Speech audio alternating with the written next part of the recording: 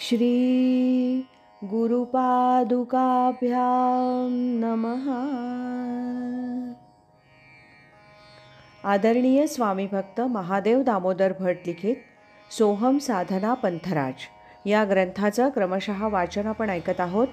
आज ऐकूया या ग्रंथातील प्रकरण 12 ज्ञानदेवांचा चिद्विलास याचा भाग 2.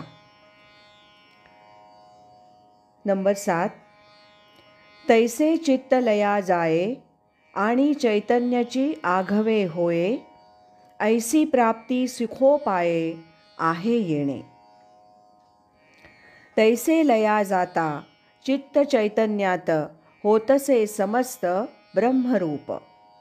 ब्रह्मप्राप्तीचे हे सुलभ साधन सांगितले जाण धनंजया. नंबर 8. एरवी ज्ञानिया जो म्हणिजे तो चैतन्याची केवळ माझे, हे न म्हणावे परी काय कीजे न बोलणे बोलो. ज्ञानी भक्त माझा आत्माची तो जाण, वस्तुताही खूण न बोलावी. न बोलावी परी दाविली बोलोन, गेलो मी भुलोन काय करू. नंबर 9. नाते समुद्राची होऊन ठेले, तेवी चित्ताचे चैतन्य जाहले, जेथ यातायात निमाले घनानंद जे. तैसे चित्ताचे त्या जाहले चैतन्य, होताची अनन्य चैतन्याशी. जन्म मरणाचा नाही जेथे क्षीण, असे परिपूर्ण आनंदेचे. नंबर 10.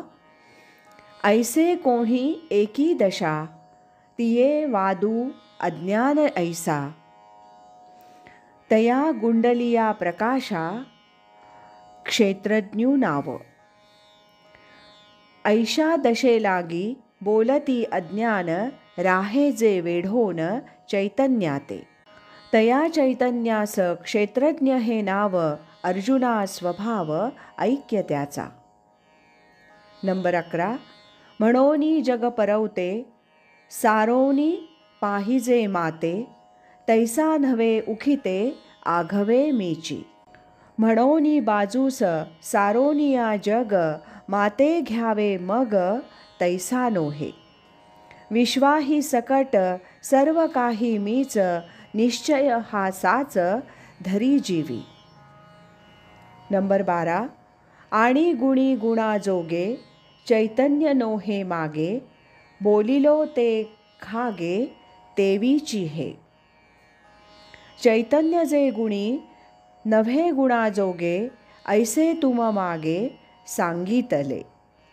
तेवीची हे येथे तुझ सांगू स्पष्ट, देवोनिया चित्त ऐक आता. नंबर 13. चैतन्य चढे ना वोहटे, चेष्टवी ना चेष्टे, ऐसे आत्मज्ञाने चोखटे जाणती ते.